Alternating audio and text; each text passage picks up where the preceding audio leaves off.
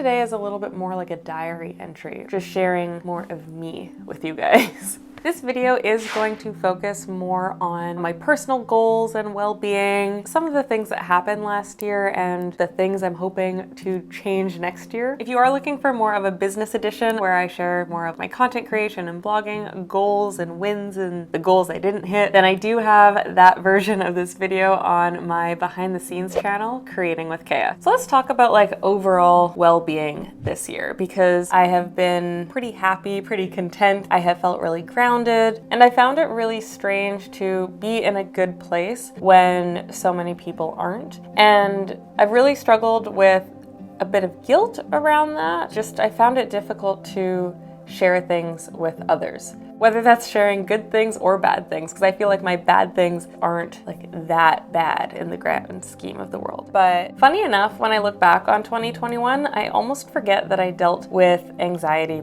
pretty badly. And to this day, I still don't have a definitive answer on what was going on, but I was struggling to breathe a lot. It felt like panic attacks. I got myself a puffer. They said it could potentially be asthma. But interestingly enough, once I got the puffer, I used it a couple times. I haven't had to use it since. And maybe that's because I have less stress, or maybe it's just the comfort of knowing it's there. I have no idea, but I wouldn't say I'm a particularly anxious person anymore, or at least like right now. But one thing that I find has really grounded me this past year is being grateful. Editing Kea here, apparently with the exact same outfit. I just wanted to elaborate a little bit on the gratitude point because it is what helped me get through a lot of my stress. I found that in the points where I felt incredibly overwhelmed, or I was comparing myself to others, or I felt really low, I would just remind myself to be incredibly grateful for everything that I have, the people in my life, the opportunities, and that really did help ease a lot of my stress. Not all of it, but some of it. A big thing in 2021 that of course took a hit to my mental health as well as, my family was that my grandma passed away. She was living in Ghana at the time, and the last time I had seen her was in 2019 when we went to Ghana for my cousin's wedding. And most of like the middle of the year was focused around saving and planning for her funeral, and it really felt like there wasn't an opportunity to mourn because we were just so busy and distracted on like the planning. And you know what, as I'm sitting here talking, I do wonder if that was a huge part of my anxiety and not being able to breathe, because I kind of dealt with that all through the summer. And when we actually went to Ghana, which was an absolutely amazing time surrounded by family and actually being able to say goodbye to my grandma, I came back and I don't think I had any breathing problems anymore.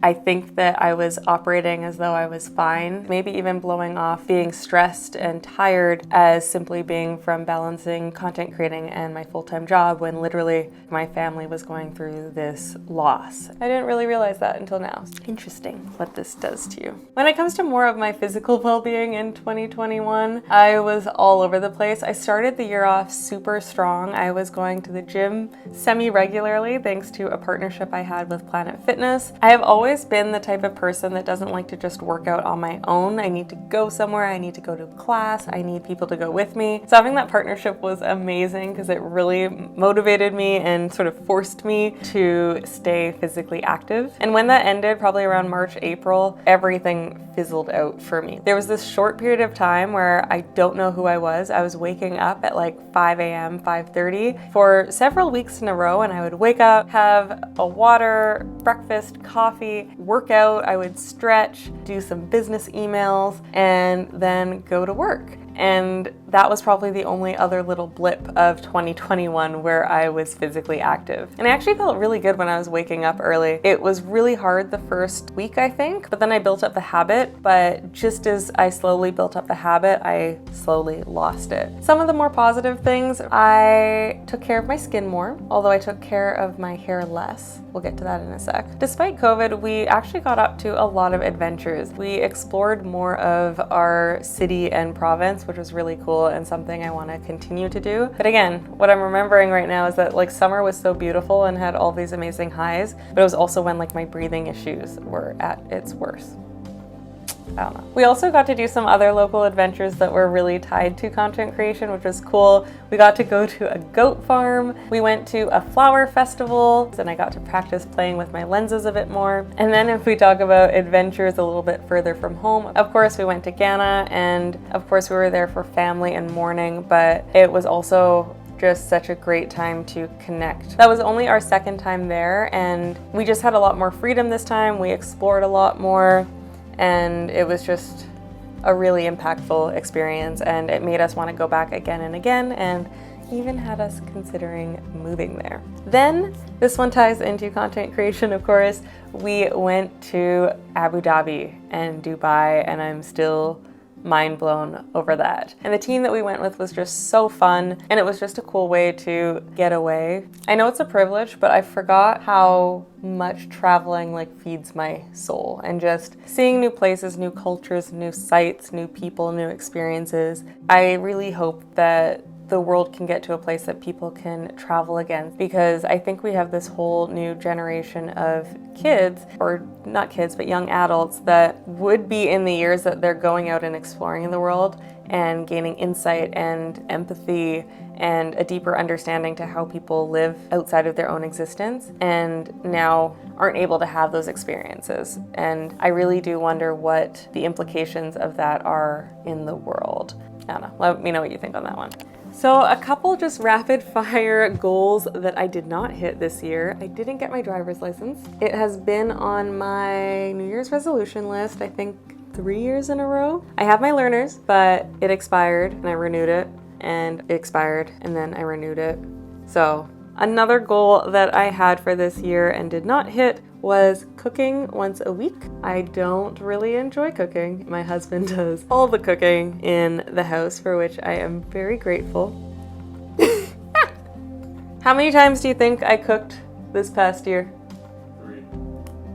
Literally, maybe 2. You didn't make me 1 meal last year. That's not true. No, not 1. So yes, we don't know how much I cooked last year. That was a fail. Now on to the 2022 goals, and honestly, they are all pretty much built out around adding some more structure to my life and building out healthy habits. I want to get back to waking up early. Even though it was a really hard habit to build, I felt really good when I was doing it regularly. Then, as another healthy habit, I want to make sure that I am taking more breaks. I want to schedule my week so that I have a dedicated day for each content creating activity, and plan it so that I have Sundays off. And it would just be nice to have a day that I know I don't have to be productive, that I could maybe read a book or watch some TV guilt-free, and I hope that that would help me set up the rest of my week for success. That ties into another goal, which I have here as read more and write creatively. Writing is my first love. It's the reason that I started a blog, but writing creatively, writing fiction, was always what I loved most. And I don't think I have written creatively, even just like a snippet of a story idea or in my journal, for 3 years now. So I'm really hoping to get back to that in 2022, because I also think that will help me get more back to being me. Another sort of self-care goal I have is to do my hair more, and to do my hair more for me. I found that this year I felt like every time I needed to take care of my hair, I needed to create content around it. And if I didn't need to create content, then I would go weeks without taking care of my hair. It would just stay up in a horrible bun, and it would be dry and breaking and just not well cared for at all. Other than that, I think we have like a lot of the normal goals: eat out less, save money, drink less. For myself, I just want to kind of keep the momentum going of this past year. Like I said, I really focused a lot on being grateful, and it helped me stay really grounded, and I just like to keep that going forward. The main thing that I love about content creating and having a public platform is being able to connect with others. So it would mean the world if in the comments you shared some of your own 2021 reflections and some of the things you are hoping to achieve in this new year. It counts for homemade. And one of our resolutions is to not have alcohol in the house. But it's homemade. Well, It's made for your home. And it's delicious. Nebbiolos 2018.